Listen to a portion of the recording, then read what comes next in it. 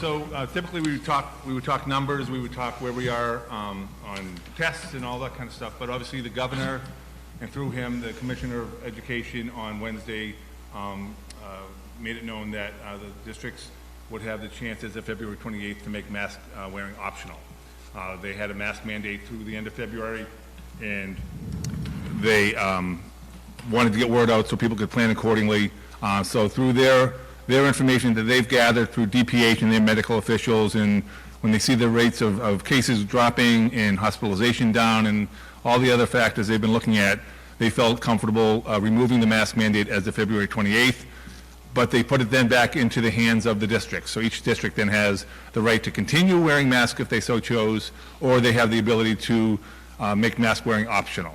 And so that day after the meeting in the morning, the press conference, the committee put together today's meeting so we could act on it quickly and give people a chance to prepare and know where the district stood prior to February 28th.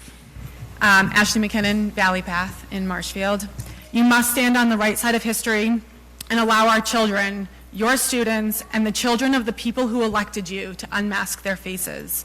You must allow them to be children again, to regain some of the life that has been taken from them. I'm not going to rattle off numbers or repeat what DESE has put out, but I will say this.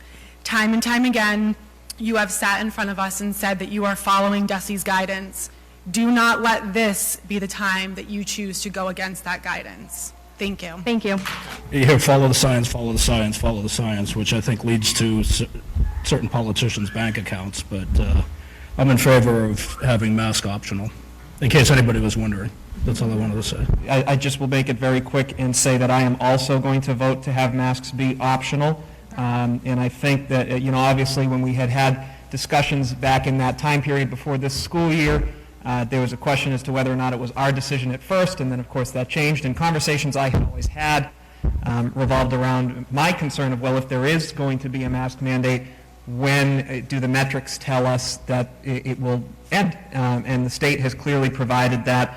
With this, I feel comfortable enough looking at the metrics, taking that vote. I do just want to remind folks that there will be a number of students and families who choose to continue to wear masks, and obviously, as we all know, they have every right to do so. And we're going to look to everybody in the community to set the example of acceptance for that as well in our schools, so those students feel supported and valued as well. But I am encouraged by the data, and I'm comfortable with continuing to follow the guidelines as we have been all along from DESE and making masks optional beginning on February 28th. Thank you. So our motion was seconded by Mr. Costello. All in favor, please say aye. Aye. Aye. Aye. All right.